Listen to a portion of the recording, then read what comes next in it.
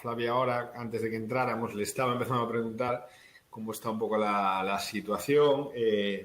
Si una cosa primero para la gente de aquí que no sepa, a mi juicio, Argentina fue el país de América del Sur donde se tomaron las medidas más severas, pero también más adecuadas y más conscientes a mi juicio.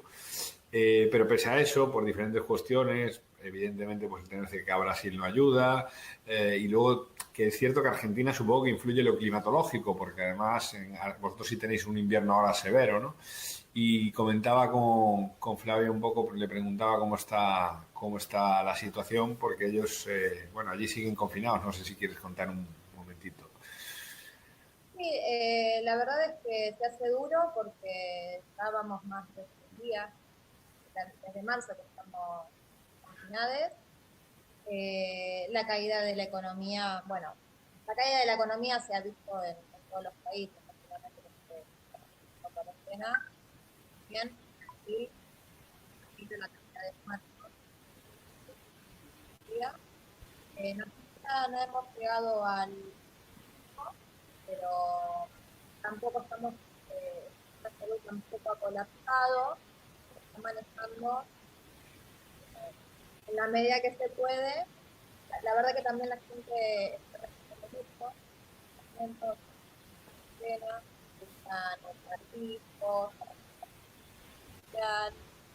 pero bueno, ya tantos días de confinamiento, ahora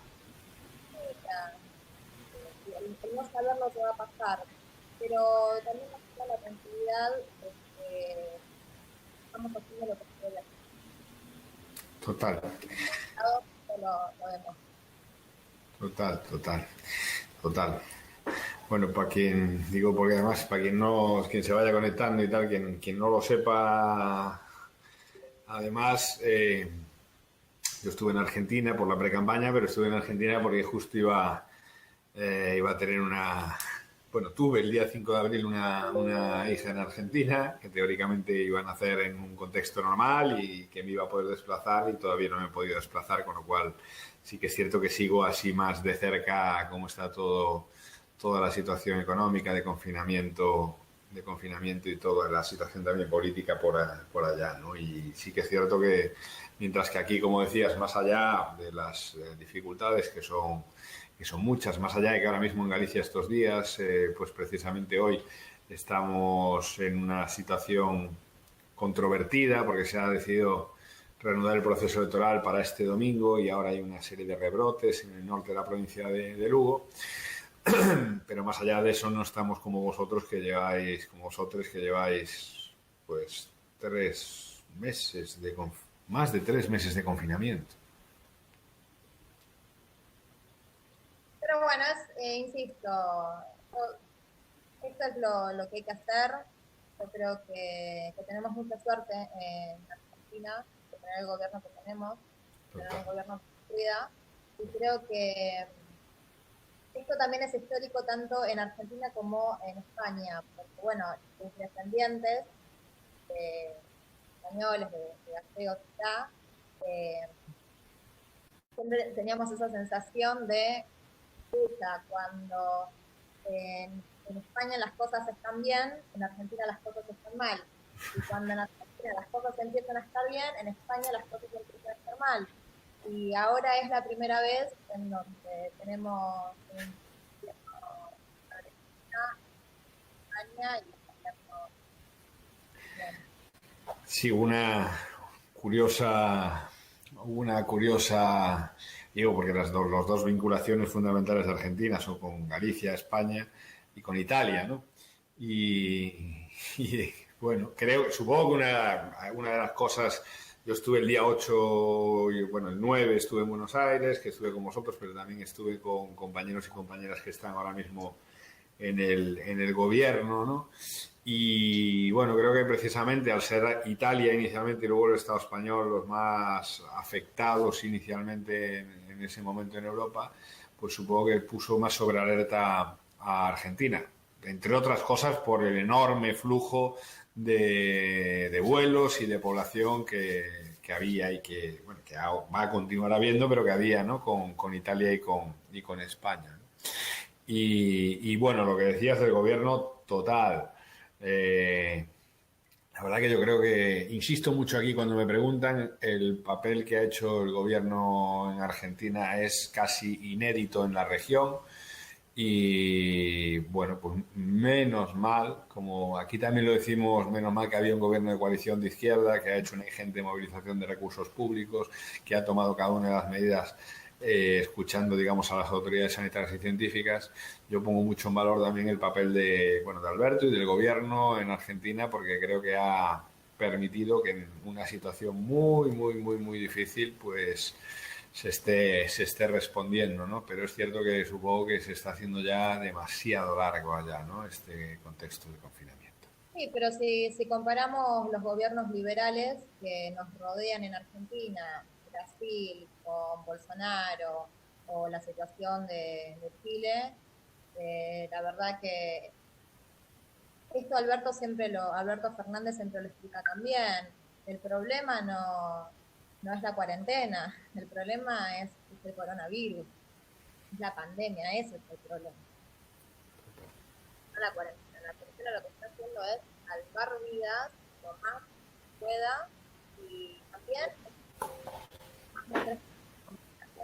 ahora la verdad que estos 3 meses de tiempo que hemos ganado, el gobierno nacional ha tomado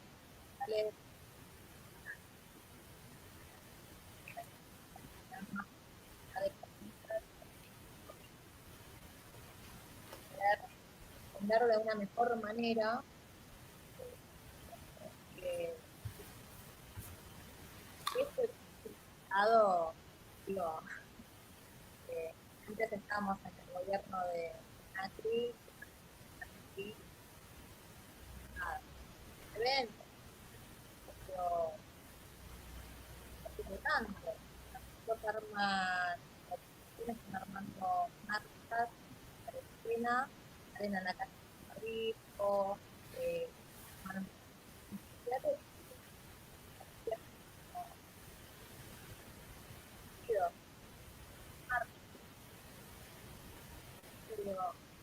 muy agradecida, muy agradecida.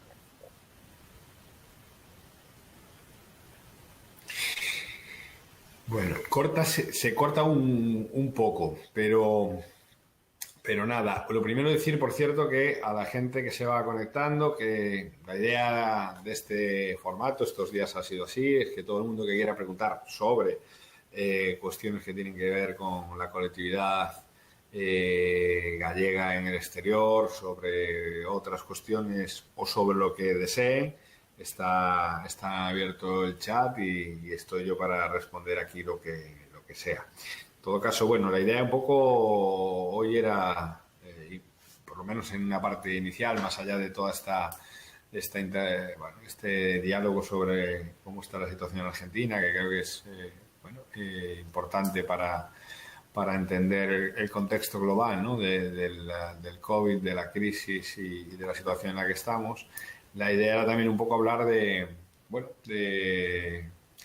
qué demandas hay por parte de la colectividad, ¿no? Y también un poco pues, qué propuestas hay en este contexto de elecciones autonómicas en Galicia, pues por nuestra parte. Entonces, no sé si tú quieres hacer un poquito así, Flavia, una intervención comentando un poco qué demandas hay, qué preocupaciones hay en la colectividad. Aquí en Galicia, desde aquí, yo tengo la percepción que siempre que hay una visión fundamentalmente muy poco conocedora de la realidad poliédrica y plural, ¿no? de la colectividad allá, ¿no? Especialmente en Galicia. Creo que la izquierda en muchos casos ha abandonado, ¿no? A la propia colectividad, la izquierda aquí me refiero, ¿no? Y es curioso porque además cuando uno, más allá de que muchas de las instituciones de la colectividad han estado ocupadas y subvertidas, ¿no? por la derecha gallega, ¿no? Por los poderes vinculados a Fraga, lo que fue aquel Partido Popular, ¿no? Pero es cierto que muchas de las instituciones de la colectividad en su origen no tenían absolutamente nada que ver con eso, entre otras cosas porque la mayor parte de la población que llegó en las diferentes oleadas migratorias, en muchos casos incluso eran refugiados políticos, eran gente de clases populares que se articulaban, ¿no? en diferentes espacios para construir colectividad, ¿no? A partir de ahí pues hay muchísimas instituciones, muchísimos debates, ¿no? Y es cierto que, bueno, las instituciones que más llegan a Galicia de la colectividad, pues sí se han escorado demasiado a lo que es a quien era el poder institucional en el gobierno de Galicia, ¿no? En la Junta de Galicia. Pero bueno, no sé si quieres comentar un poco cómo ves tú la situación de la colectividad, las demandas, las reclamaciones. La verdad es que estamos necesitando un recambio generacional en nuestras instituciones. La verdad es que hay una deuda histórica sobre la impunidad del franquismo, en donde las nuevas generaciones acompañamos a las querellas contra los crímenes del franquismo, crímenes de lesa humanidad en general, y necesitamos de ese recambio generacional que apueste un poco a las demandas que estamos teniendo nuevas generaciones.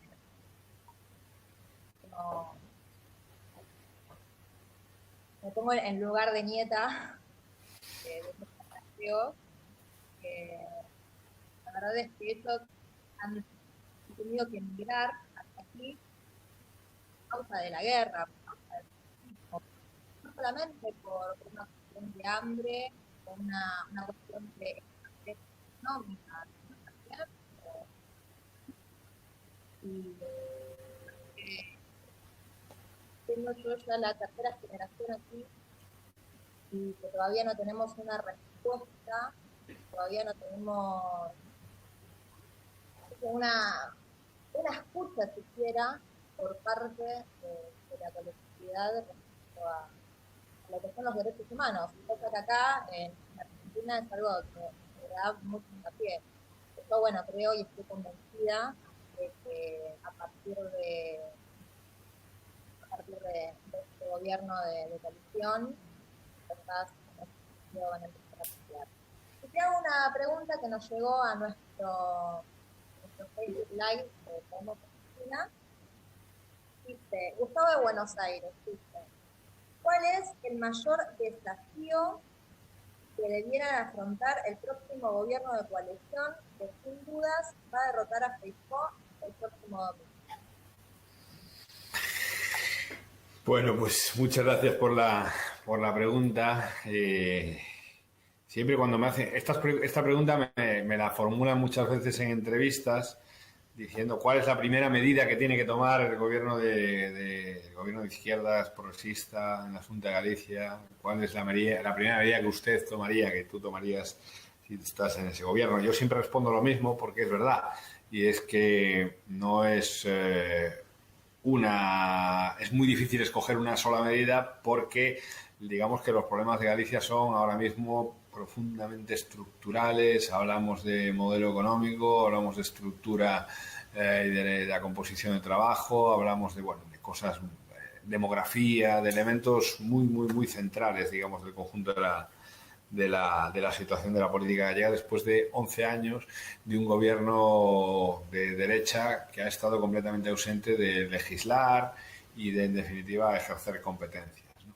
Pero si el mayor desafío, hay un desafío que es, luego entraré en cosas como más programáticas, pero hay un desafío que es que el Partido Popular, digamos que se ha tratado de mimetizar y ha tratado de cooptar y ocupar todas las estructuras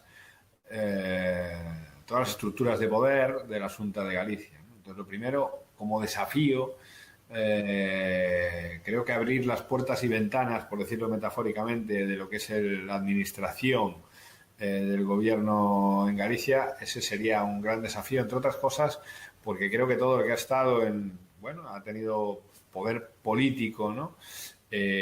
Pues sabe que es muy difícil cambiar el camino, ¿no? de una administración si se encuentra barreras sistemáticamente, ¿no? En todo lo que tiene que ver con la estructura administrativa de ese gobierno. Entonces, desafío, bueno, estos días estamos diciendo metafóricamente pasar del gobierno en blanco y negro de la derecha a un gobierno en color, pero para eso vamos a tener que, cambiar muchos, evidentemente, todo lo que tiene que ver con la estructura de cargos políticos, de cargos de confianza, pero incluso más allá.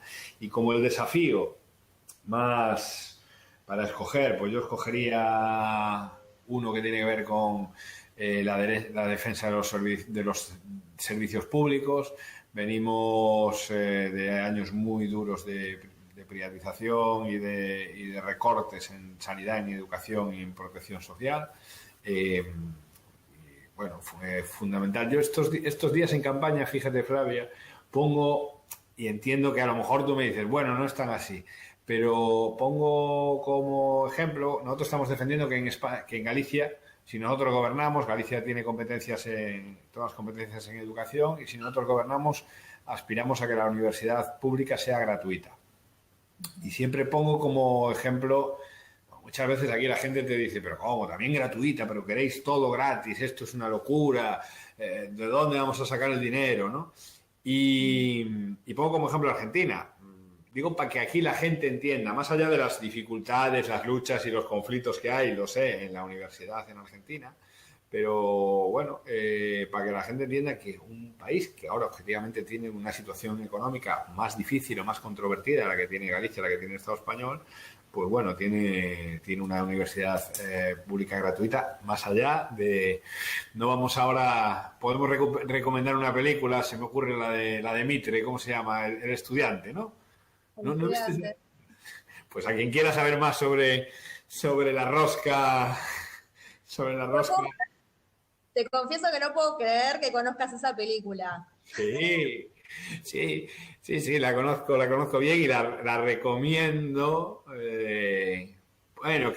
Ilustra mucho la realidad política muy argentina, pero no es solo Argentina. Es cierto que es muy particular de cómo funciona el movimiento estudiantil en Argentina, no es parangonable aquí. Sí es parangonable, como muchas cosas políticamente, más parangonable a Italia que a España.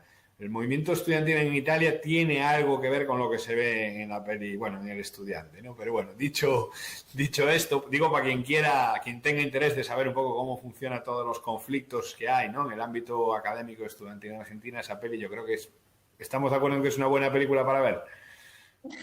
¿Sí? Sí. Vale. Sí. Vale, pero entonces vuelvo a los desafíos que me estoy liando. Entonces, servicios públicos, educación, sanidad, protección social. Y luego nosotros hablamos claramente que Galicia necesita un cambio de modelo productivo. Y eso quiere decir y eso también tiene mimetismos con Argentina. Creo que unas apuestas claras también del gobierno, de la propuesta del Frente de Todos, ¿no? Y de Alberto y de los compañeros y compañeras que ahora están en el gobierno, pues era también, un cambio sin reindustrializar Argentina, relocalizar, ¿no? Industrias estratégicas. Eso ha sido también una de las... En un país como Argentina, que ha sido muy, muy golpeado todo su sector industrial, que era un sector industrial el más potente de la región, pues en Galicia también necesitamos, siendo universos diferentes, necesitamos también un proceso de reindustrialización, porque además venimos de 10 años muy difíciles en los que se han perdido 20.000 empleos en el sector industrial. Entonces, como desafíos, servicios públicos, reconstruir lo que tiene que ver con los derechos sociales y cambiar el modelo productivo. Esas cosas, ya si consiguiéramos eso en 4 años, ya no estaría mal para empezar.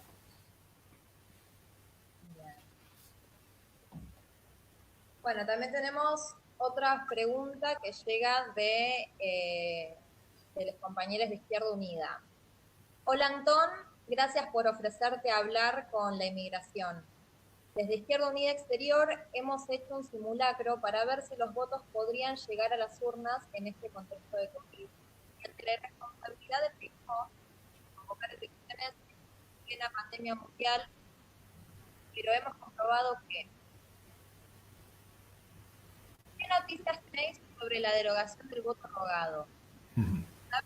Sí, que están dando conversaciones en el gobierno del Estado para que no se vuelvan a repetir las ganas.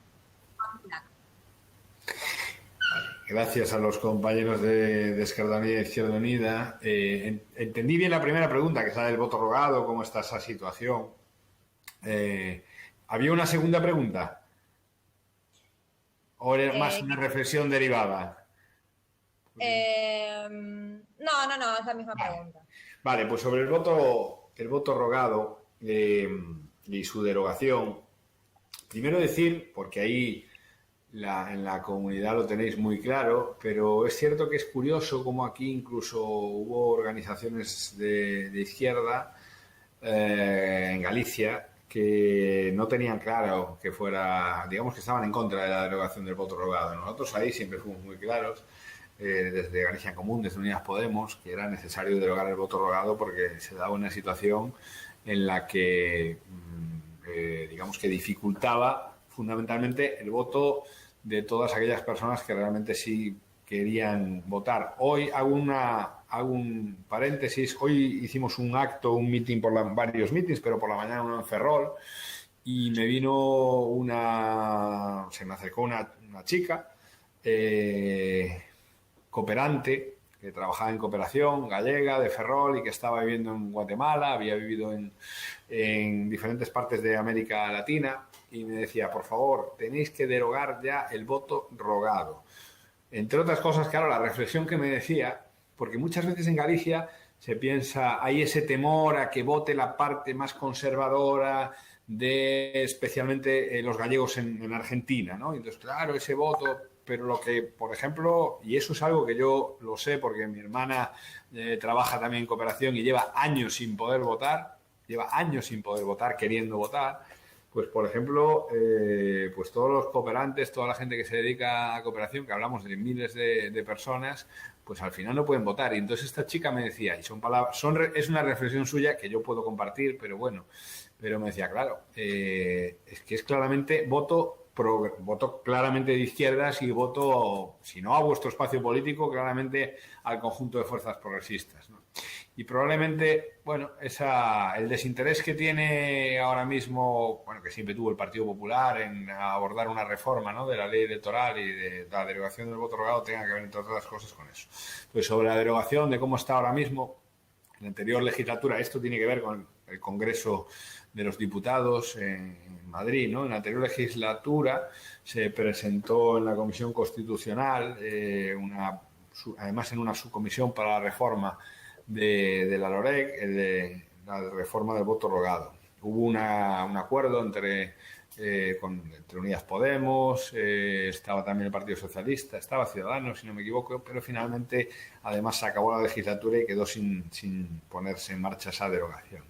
Nosotros hemos sido siempre, creo, quienes ha trabajado más por esa derogación, y esperamos que en esta legislatura en el Congreso de los Diputados se dé de una vez por todas, ¿no?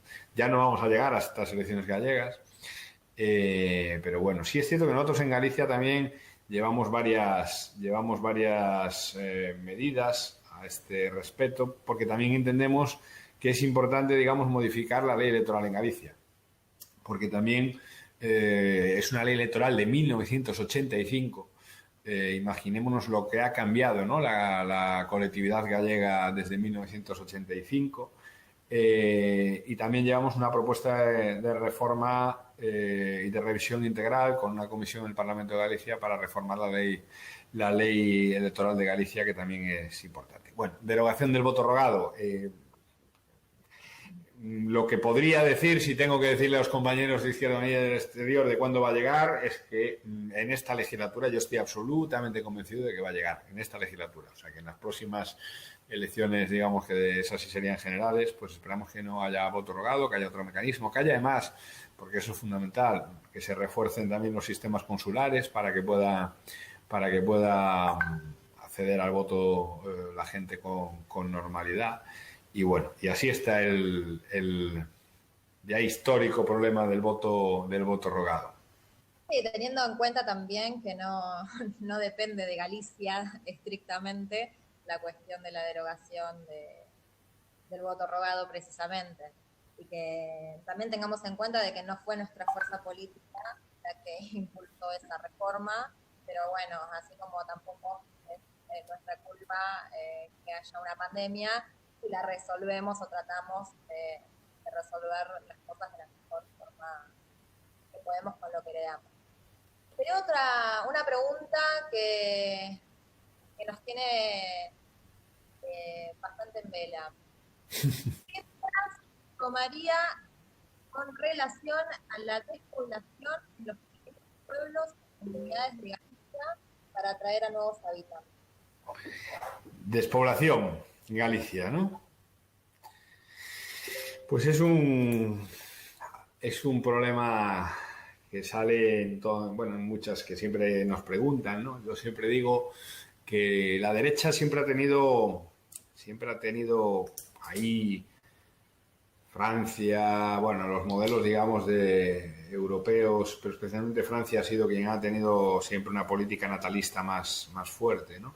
Pero siempre han tenido las derechas esa hegemonía en poner encima de la mesa que lo único que hay detrás de la despoblación es que no hay suficientes políticas natalistas. Y yo creo que ahí hay que ser claros. Políticas natalistas pueden estar bien en determinado contexto, sobre todo cuando no son dirigidas por las derechas más conservadoras en lo que tiene que ver con católicas o en el caso de América Latina ahora mismo evangelistas, ¿no? Que bueno, digamos que ponen el foco en otras cuestiones que van, digamos que en contra, además, en muchos casos, de los derechos de las mujeres, de determinadas cuestiones. Entonces, creo que hay que ir más allá de las políticas natalistas. Y eso quiere decir, que nosotros siempre lo decimos, para que una gente joven decida instalarse o decida continuar en el medio rural y decida tener, digamos que desarrollar así su vida, necesita dos cuestiones fundamentales. En primer lugar, servicios públicos, porque bueno, en Galicia también estamos viendo como, claro, cuando se cierra el hospital, cuando se cierra el centro de atención hospitalaria, cuando se cierra el instituto, el colegio, la farmacia, el banco, pues bueno, se dificulta mucho la posibilidad de vivir en ese entorno. Y luego otra cuestión, que son expectativas de vida, eso significa generar empleo y riqueza, ¿no? Entonces creo que lo primero, yo siempre pongo el mismo ejemplo también, pero que creo que gente que viene del mundo urbano igual no lo entiende, pero en Galicia hay una fotografía muy clara de dónde continúa habiendo unos de los territorios no urbanos donde continúa habiendo una situación demográfica, no diría idónea, pero sí aceptable. Y tiene que ver con el mapa de donde hay producción láctea. En todos los sitios donde hay producción láctea, pues bueno, continúa habiendo gente viviendo. Hay otra situación que en concellos, en ayuntamientos donde no lo hay. ¿Por qué digo esto? Bueno, porque son lugares donde hay actividad económica, donde hay actividad productiva y donde, en definitiva, habiendo actividad económica y productiva, se mantienen los servicios públicos y se mantienen las expectativas de vida para la gente. Con esto no estoy diciendo que en todas las zonas donde hay producción láctea en Galicia haya una situación idónea para mantener, digamos que, para combatir la crisis demográfica, pero sí que es mejor que en otros concellos y en otras zonas del país donde no hay, por ejemplo, ningún tipo de producción económica, ¿no? Y además esto, pues derivado de eso, donde no hay población, hay incendios, hay usos forestales inadecuados, y en eso sí que yo siempre insisto que hay mimetismo con América Latina, hay actividades extractivas, ¿no? Difíciles para el medio ambiente, para el territorio, etcétera, etcétera. Nosotros, voy a hacer un paréntesis, no sé si tú conoces, hay un colectivo argentino que nosotros trabajamos mucho aquí, estuvieron en Galicia varias veces hace años, que se llaman iconoclasistas, que se dedican a hacer mapeos, ¿vale? Pues son luego mandaré a algún lado, si se puede, mandaré el link de iconoclasistas. Son unos compañeros, también son de Capital, y que nosotros los conocimos porque hacen cartografías, digamos, de conflictos sociales, de mapeos colectivos, ¿no? Y tienen unos mapeos sobre la soja, el extractivismo y determinados ataques al territorio y a las comunidades, ¿no?, en América Latina y particularmente Argentina, que son espectaculares, ¿no? Me acordé de esto porque, bueno, en Galicia, frente a lo que se pueda pensar, tenemos un problema, por ejemplo, con la minería a cielo abierto tremenda. Básicamente lo que tenemos es que toda aquella zona de Galicia que sufre de despoblación, llegan determinadas empresas, como se está haciendo en América Latina, en grandes zonas de América Latina, ¿no?, a, pues eso, deforestar, a montar minas a cielo abierto, a montar incluso, pues tenemos diferentes zonas con vertederos, bueno, hacer un uso inadecuado de los bienes comunes y del territorio.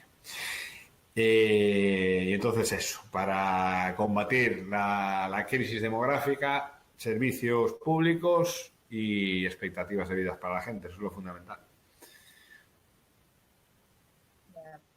Bueno, tenemos otra pregunta, muy linda pregunta, de Joan Negreira, que es un compañero de la agrupación Federico García Lorca, que es una agrupación que quiero mencionar porque es una agrupación político-cultural que lleva adelante todo lo que es la temática de derechos humanos y de las derechos sociales.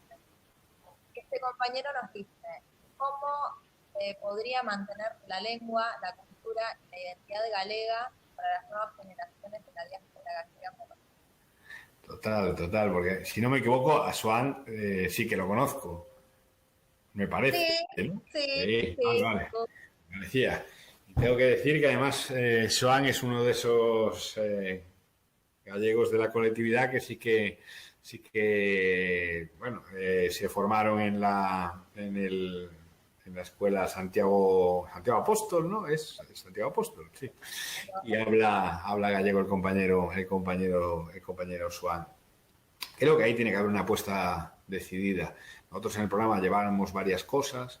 Llevamos, por ejemplo, algo que es muy importante, que es hay que reforzar la colaboración entre las universidades gallegas y las universidades de diferentes partes en Europa, pero también en América Latina, para tener lectores, para tener, bueno, personas que estén en esas universidades y que faciliten pues bueno, que el aprendizaje y que, en definitiva, que el gallego pueda ser una materia en muchos ámbitos universitarios en Europa, pero también en América Latina. Y luego, bueno, lo que tiene que haber el próximo gobierno gallego se tiene que tomar en serio.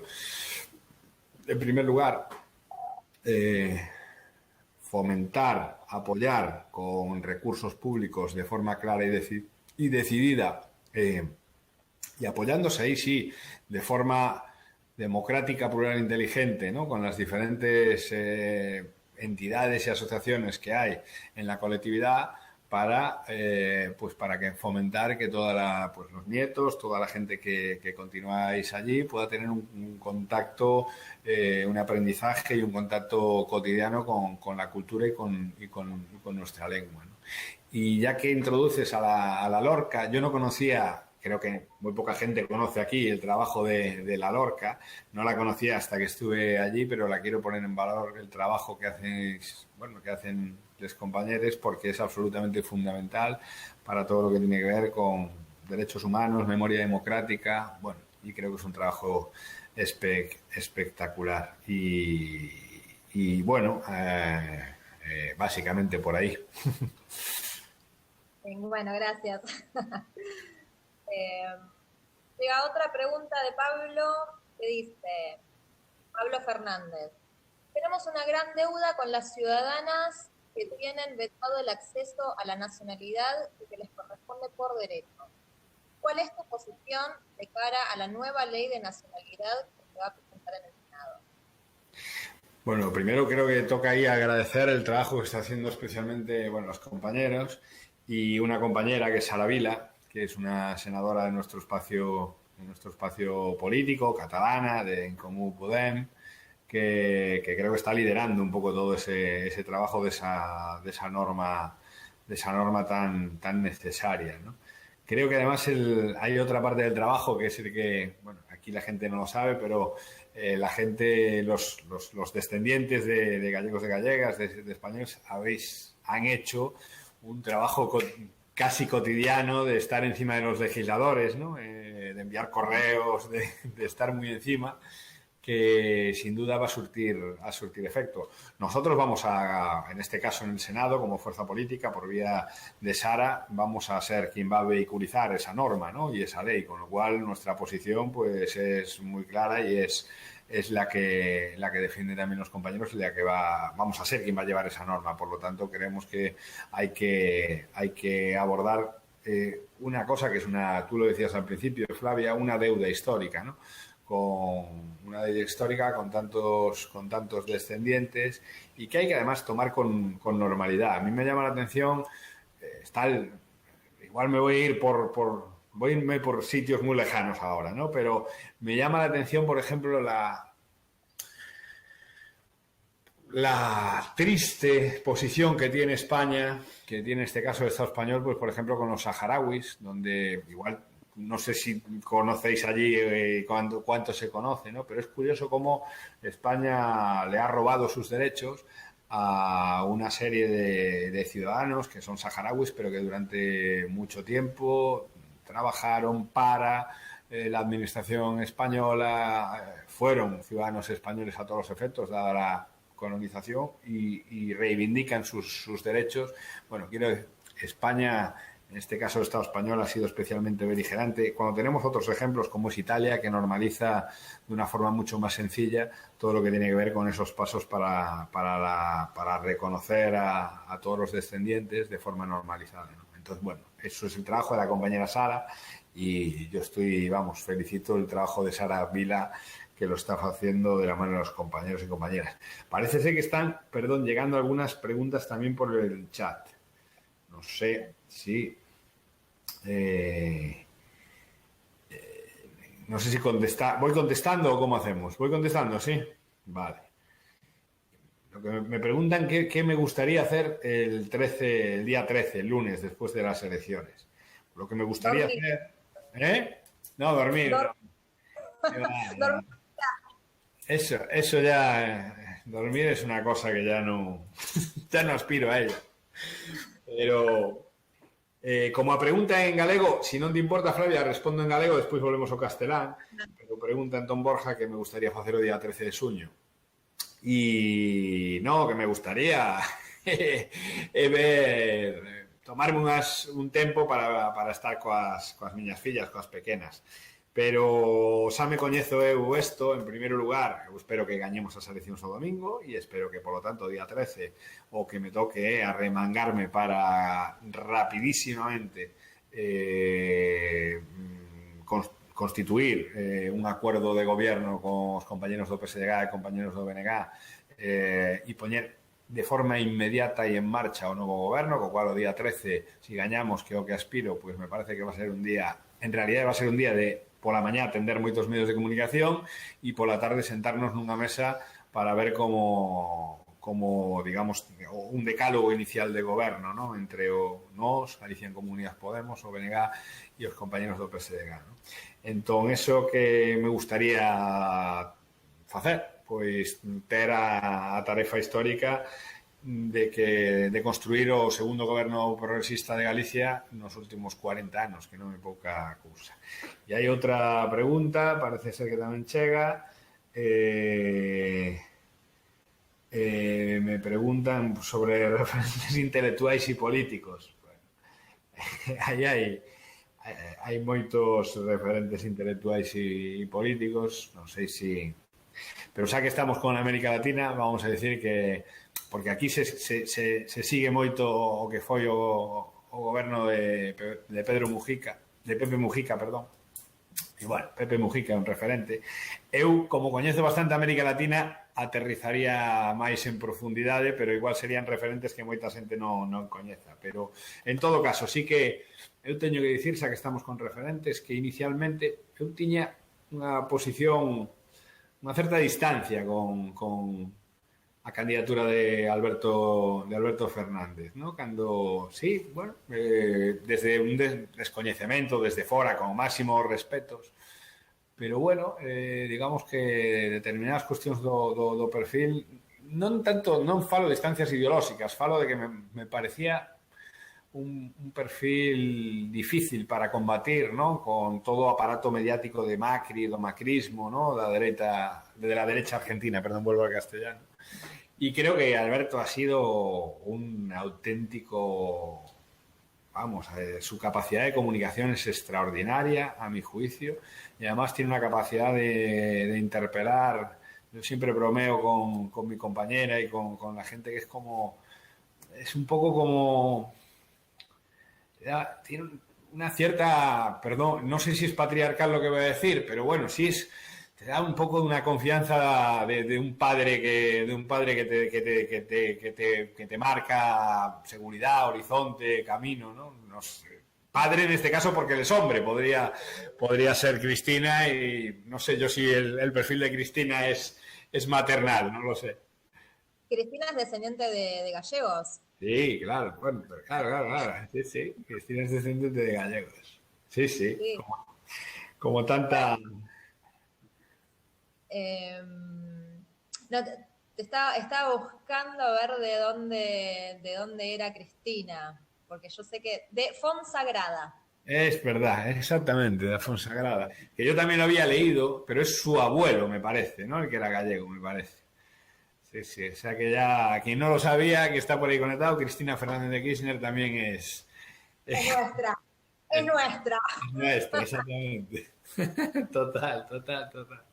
Sí. No, respecto a Alberto, lo que vos decís, un poco la vibración, tengo que ser sincera, también estaba esta duda de cómo iba a ser Alberto, de la cuestión de la confianza, de si confiamos en este candidato, ¿no? Pero desde un principio hemos llegado a la conclusión muy rápidamente de que China lo había elegido a él para que tome la posta, nosotros teníamos que confiar en él porque lo estaba haciendo. Y también hay que decir que Alberto asume el 10 de diciembre, ya apenas en marzo, ya pasa esto de la pandemia, el coronavirus, el confinamiento, la cuarentena. La realidad es que tampoco estamos palpando mucho. Por ejemplo, Alberto había hablado respecto de hacer una reforma en la ley para permitir el aborto legal, seguro y gratuito. Y bueno, la cuarentena también está retrasando la política tal como la pensábamos. Esto no quiere decir que Alberto no esté haciendo política, de hecho, está haciendo muchísima política, pero todo se está haciendo más a lo sanitario, social. Bueno, nosotros como comunidad española, tanto desde Podemos como de Izquierda Unida y de la agrupación García Lorca, estamos armando ollas populares todos los domingos, que me parece también quiero hablar de esto porque son ollas que las militamos con las donaciones. Sin las donaciones de la gente no podemos seguir construyendo la olla. Y la verdad es que cada día tienen más gente, más familias, la gente todos los días se está quedando cada vez más en la calle. El problema tiene que ver con lo económico, pero que insistimos, no es culpa de la cuarentena, sino de la pandemia. Así que bueno, ya me fui por las ramas yo. Total. Simplemente una cosa al respecto de lo que está diciendo Flavia. Voy a contar en galego para la gente que está, pero que estiven o día 7, 8 de marzo estiven con un compañeiro que agora é viceministro de Educación no goberno de Alberto, Paulo Gentili, un compañeiro que estivo aquí con nós durante un tempo e tal. E entón,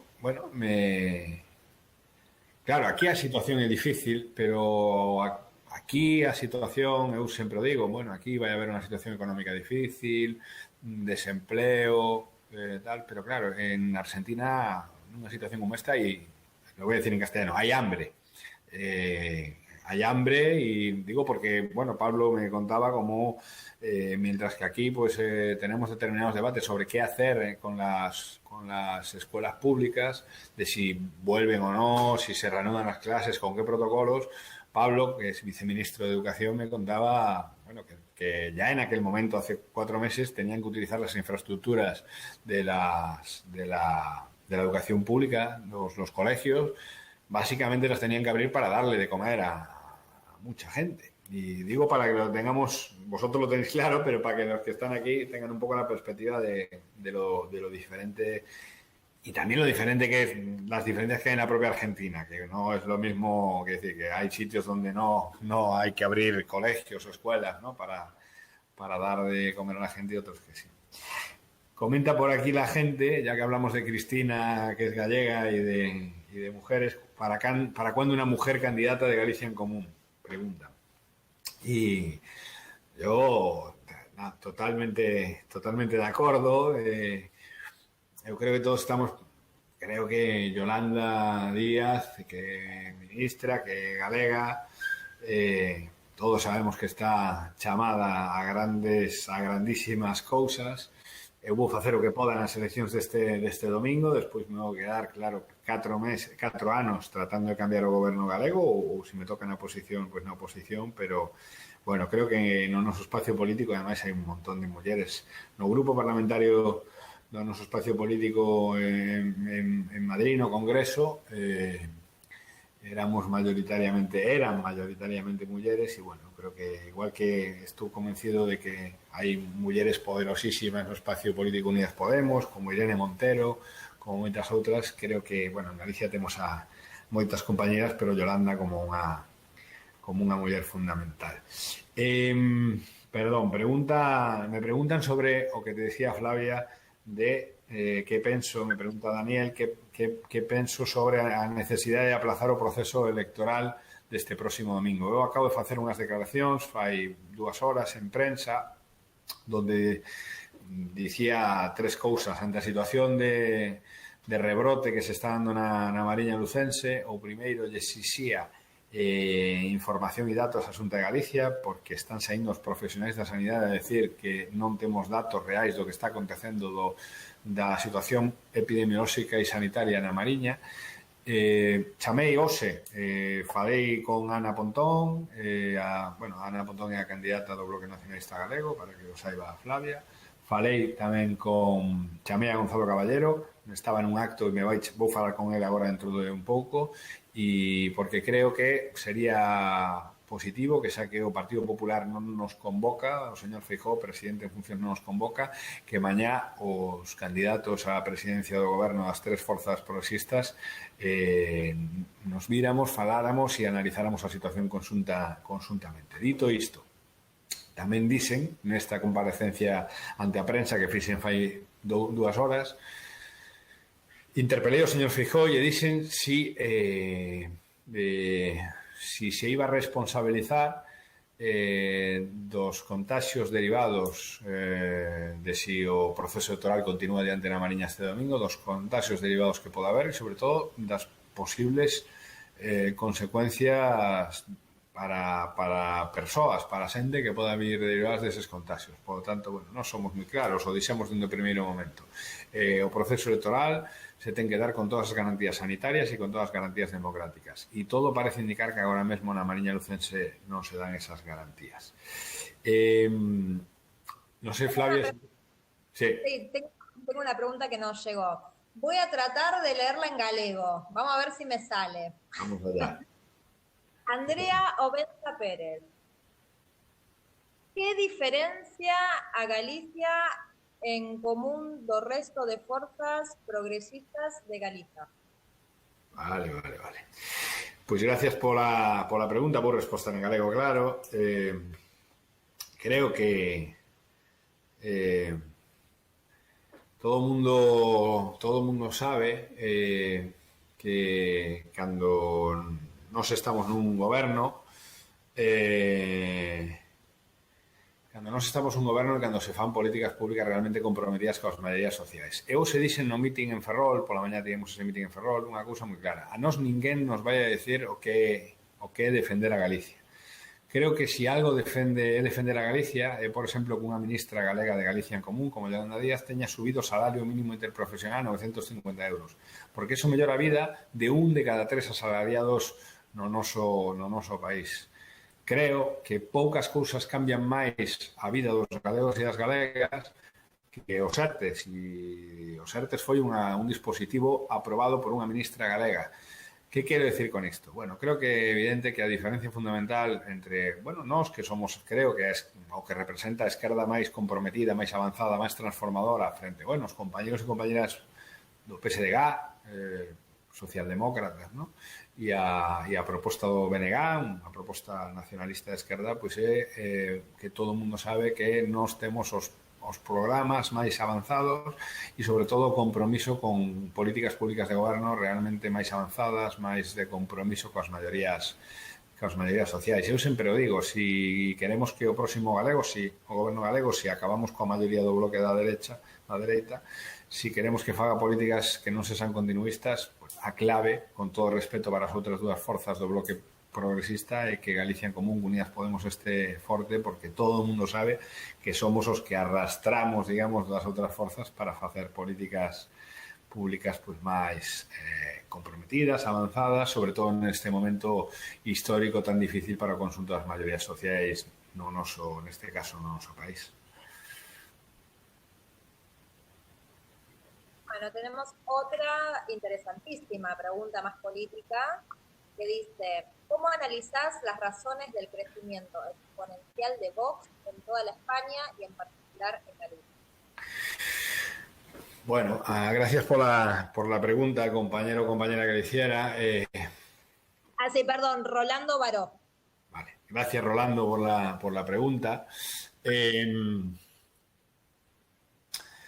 Creo que pensábamos y defendíamos que había dos elementos fundamentales para impedir el crecimiento de una fuerza de extrema derecha en el Estado español.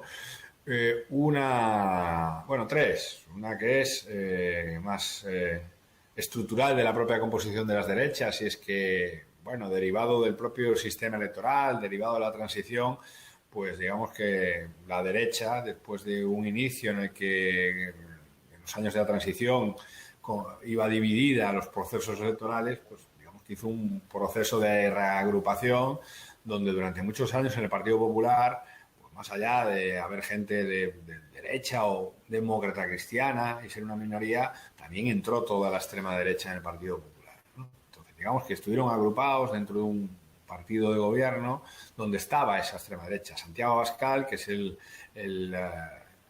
líder, portavoz de Vox, ha sido cargo público del Partido Popular durante muchísimos años. Pues vienen de ahí, estaban ahí dentro. Pues eso es lo primero. Luego hay dos elementos que parecía que bloqueaban la posibilidad de que hubiera extrema derecha en el Estado español. La primera, la enorme movilización, los movimientos sociales de los últimos 20 años y la irrupción en un momento de crisis económica en el que en otros países de Europa parecía extrema derecha, del 15M, ¿no? Del 15M como un elemento de un paso adelante de una serie de generaciones políticas que se construyeron políticamente en valores democráticos, en valores pues ubicados en el marco ideológico, digamos, que de los valores de la izquierda, ¿no? Por decir así. Y luego está otro elemento, que es el elemento territorial. Cuando se ve el crecimiento de Vox, pues es evidente que en las naciones sin Estado, en Euskadi, en Navarra, pero en el conjunto de Euskal Herria, en Cataluña y en Galicia, pues tienen muchísimas más dificultades para crecer, ¿no? Pero sí es cierto que ahora hemos visto que básicamente, pues en un contexto de construcción antipolítica desde la derecha, ha aparecido esta fuerza Vox, que además ha estado bien financiada por determinados poderes económicos, ¿no? Y además se ha metido bajo el abanico pues de Bannon, de toda esta nueva extrema derecha, Salvini, la extrema derecha que está, esa internacional, ¿no? Populista de la extrema derecha, que en América Latina conocéis bien, con experiencias como el de Bolsonaro, con experiencias como el infame golpe de Estado en Bolivia, experiencias como, bueno, también cosas que han aparecido con las derechas paramilitares, ¿no? En Colombia, en Ecuador, en diferentes sitios, ¿no? Y Vox es una parte de toda esa internacional, ¿no? El problema es que la mayor parte de la gente, de los 3 millones de votos, los casi 4 millones de votos que tuvo Vox, estoy convencido que esa gente no sabe ni siquiera lo que es Vox, lo que representa, lo que piensa, qué lleva en su programa, ¿no? Pero bueno, nosotros decimos mucho, por cerrar el asunto, porque además se nos está yendo el tiempo, o sea, por mi culpa, vamos, que estoy hablando mucho, que tenemos muy claro que el candidato a la presidencia de la Junta de Galicia de Vox en Galicia es Alberto Núñez Feijóo, y que por lo tanto otra de las razones por las que la gente tiene que salir a votar este domingo en Galicia, no nuestro país, otra razón es parar a pechar as portas a posibilidade de que Vox poda entrar con un só diputado, hipotéticamente, nun goberno da Xunta de Galicia. E creo que se nos vai el tiempo. Entonces, yo quería primero agradecer a todos los compas de la colectividad allá en Argentina, el trabajo de la Lorca, de todos los círculos, las compañías de Izquierda Unida, todo el trabajo que hacéis,